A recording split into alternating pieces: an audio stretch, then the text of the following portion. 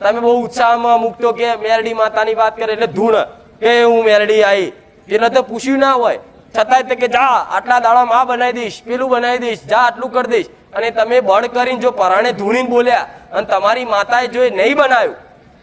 તો તમારો ધૂણવા પર મજાક થશે